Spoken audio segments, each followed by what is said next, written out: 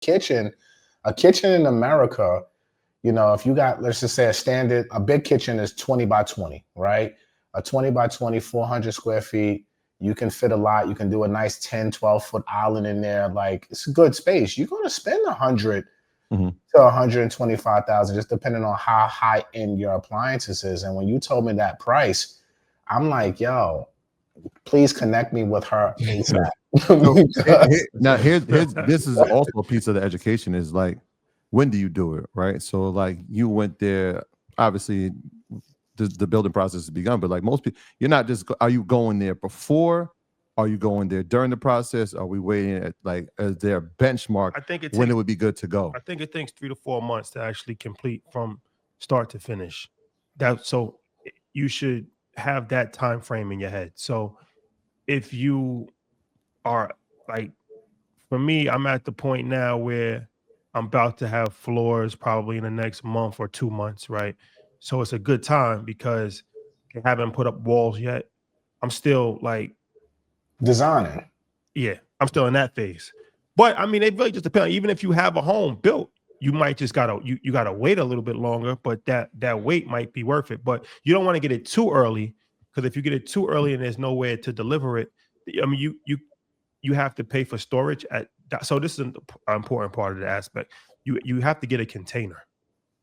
So the container costs around $12,000. It's a big, if you ever go to the shipping yard, you notice the shipping yards, like they're filled with containers. Did you do a 40-foot or a 20-foot container for 12? I haven't gotten the container yet because we're gonna figure out how big all of the stuff needs to be. Okay. But I think the 40-foot is 12. Okay. I'll double check that. But once again, it's just an education, because when you see stuff all the time, you never think about it. I've seen containers in person. When I was in Baltimore, I used to work as a side hustle on the weekend. We used to go to the dock, because Baltimore is a major shipping port. Mm-hmm. So we used to actually go to the dock, and we worked at the dock on the weekends, the basketball team. And I was seeing all these ships come in, but nobody ever thought about anything. But now I'm like, okay, because I'm in the import export game, right? So now I'm actually realizing, okay, this is how it actually works. So you got to get a container. So you want to fill that container up too, because you don't want to leave any empty space. You're still going to pay the same price, whether it's half empty or whether it's all the way full. So that's another reason why you should get as much stuff as possible. But also, this is some other game, because even my contractor has said it before. My contractor was getting stuff from China. That's what really opened my eyes too. He was gonna get me a closet from China. I know the place where he's gonna get it from, and he's gonna get my door from China. So I'm like, and then I found out the exact store. But he told me, he's like, look, when you go to China, if you have room, let's just go half on the container. So I say that to say, if you have friends that are building a home or have homes, or not even homes, whatever it is, like, because I said, you can get anything from China. So if you 4 friends, right, y'all gonna blow that money in the club anyway. Why not just, whether you're gonna get bundles of hair, press on nails, clothes, you think about what you want to get, right? And then you get 4 friends and y'all put money together and you buy the product, then you put together the container money, and then you ship it. Now the tariffs is another thing that you should be aware of. That's a Market Mondays play, but that's a real estate play as also, because it's important to know what to ship. Not a good idea to ship wood. I found out. Wood is not cheap there because they don't really have wood. They import wood from Russia and like Africa. So the wood is not too much cheaper than it is in America. It might be even more expensive, but there's a special tariff on that tax, which makes it even higher. So you don't want to buy any wood in China. Even engineered wood, or just engineered wood is good. Okay. Engineered wood is good, but like real wood. Okay. Yeah, we usually, obviously that's going to come from Ken. I just want to add a little context to what you're saying, because the container is important, right? That's for the storage piece, but I'll add a little bit onto it. You might want to look into having a receiver too, right? So in order for it to get from the container, right, sometimes they'll bring it directly to the site, but sometimes your house might not be ready. And so there's always delays, obviously. So even like in a case where it's like, I'm going to have floors in a month, and Matt, you know this more than probably us. It's like, yeah, that 1 month turned into 3. but Yeah. that container is now here. So where do we put the stuff? And so sometimes having a receiver, somebody that now stores that for you. So actually when it's done, it now can bring it to your house. And you might not want everything done, right? So if you order furniture, you order your couch or you order your bed, right? This you still might be putting the floors down. They still might be putting drywall and paint. You don't want that stuff getting on your furniture or on the things that you bought, or even your appliance or your kitchen. And so the receiver will hold that until it's time, and those things get brought in piece by piece.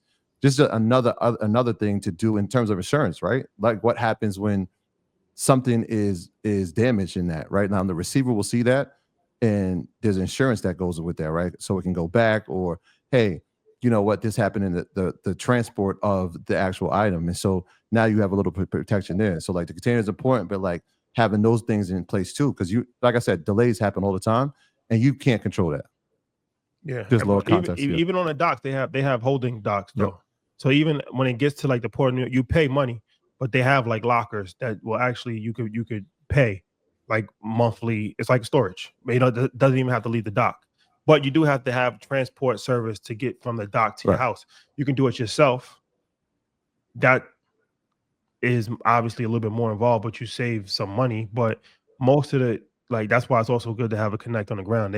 They set up the transfer service for you, and the stores that you work where you want to just make sure they have a warranty. Most of the stores have warranties though, like they have like 10-year warranties and the whole instructional. They make video guides for people to put it together because, like I said, like people been buying stuff from China for a long time, companies and stuff like that. So it's not like a new thing. Yeah. It's been happening for years. It's just now retail consumers are getting hip to it. But the idea of shipping stuff, buying it, that's why they want to put tariffs on it, right? Because they've been making so much money shipping into America for years Mhm. for a low amount of money. So but you have to pay the tariffs. That's important.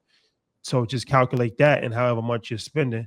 But if you buy in the right price, even with the tariffs added on, which is anywhere from 30 to 50%, you're still going like the chandelier. Chandelier is another thing. Like the price that I saw for chandelier was unbelievable.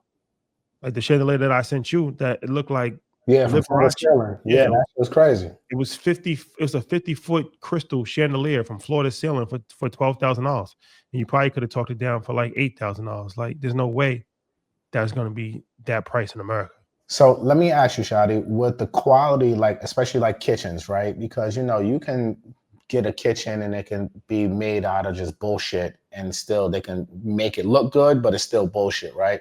Talk to us about the quality of like the kitchens, the cabinetry, because everything's made to order from what I'm being told, right?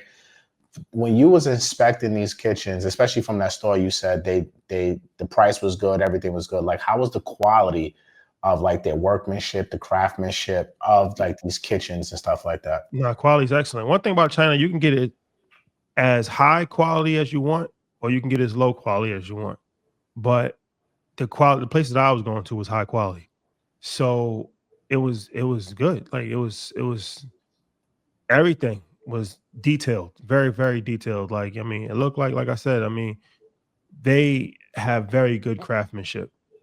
I'll say that. They have very good craftsmanship. And the good thing about it is that most of these places have the manufacturing is actually taking place in the store. So it's like a lot, the showroom will be on the second floor, Mhm. manufacturing is getting made on the third floor or first floor. Okay. So it's like, a lot of the stores in America, they don't have that. Like they're getting it shipped in. So like you go to the store, then you can, well, I don't know if everybody can, but for me, they let me see where they was actually making it.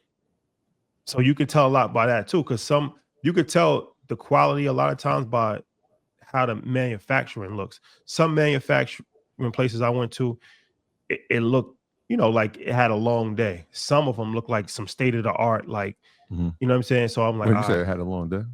a little older. Yeah. So, but that's a good thing though, because the manufacturing happens right there. Yeah. So it's like it's going from one floor to the next floor, from manufacturing to the showroom. Yeah. I think part of it is that mindset, right? Like, and I think you posted it as well, as like when we think China, we think cheap products. And part of that mindset is still there from this side of the world, right? Like when we think high quality, like even like a Zara is a discounted clothes, but there's also Temu and a Shein. And right when people get products from those places, it's like the quality isn't the best. Like we can say it's going to be cheaper and you can have it. And so like, what do you think needs to be done? Obviously what you've done from the journalistic standpoint and actually debunking some things and showing some things. And I'm sure there's a lot more. How do we shift mindset? And Matt, we'll get back to you in a little bit, but this is important stuff. China's very important right now. Yeah. Yeah. Nah. What do I think needs to be changed? Yeah. How do we help change the mindset? I guess navigate that approach to change it. It's crazy because people that think that everything is made in China. I read a report that 30 to 40% of the world's manufacturing, every part of the world's manufacturing comes from China. Mm-hmm.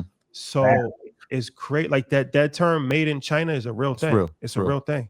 So I mean, it's crazy to think that you would only equate things that's made in China with being cheap, because everything is made in China. I would assume everything that we're using right now is. Yeah, exactly. Cheap stuff is made in China. Yeah. Mid stuff is made in China. High expensive stuff is made in China. So I think the deeper sense goes back to white supremacy, and it ties in to the idea that we talked about before, that any luxury item has to come from a European country. So when we equate luxury, we think of Italy. Yeah. We think of Paris, right? We think of London. We don't think of Africa at all. We don't think Africa at all, even though all of this stuff comes from Africa. We don't think Asia at all. We look at China as, like, even when J.D. Vance called them peasants, that was an ignorant thing for him to say, but that reflects a mindset. He didn't just say that for no reason, right? He looked at them as like, oh, they a good workforce, but it's not high level quality, right? But like I said, I want especially the place that I went to when, like, I went to this place with it was all towels and fabrics and stuff. You would think you was in Soho, like how they was dressing, super like trendy. I mean, it was just some flyness. Like, it was just super, super fly, like concrete. Like, you know, that concrete. You ever go into like these luxury fashion stores and they got concrete floors? It looks like concrete, but it's not like concrete floor. The concrete wall. It's just crazy. Like, you know what I mean? So I think that once again, that goes back to just equating anything luxurious, high level, ultra luxurious to a few places on the globe that have coined that, like Switzerland and stuff like that. But when you really start to travel, you see, like, nah, I mean, luxury can be made anywhere. And most of the time, those luxury, like I said, the thing with the Chinese is that they don't take credit for a lot of stuff. But I actually met, like, there's like the top luxury stores in the world, like even their interior and their exterior. I sent you a picture, Matt. I'm not gonna say the name, but I'm the people that make their exterior and interior. I met them. I went to their store, and they like, yo, you just don't put this on camera. Mm-hmm. You know what I'm saying? So it's high quality. Exactly. I'm looking at the picture like, yo, this shit is fire. And these are and by the way, these are European fashion houses. Mm-hmm. European fashion houses, the top luxury European brands in the world, is getting their interior, exterior, their decor, not even just their clothes, their decor. They're getting their decor work from China. It's not coming from Italy, not coming from Switzerland. It's coming from China.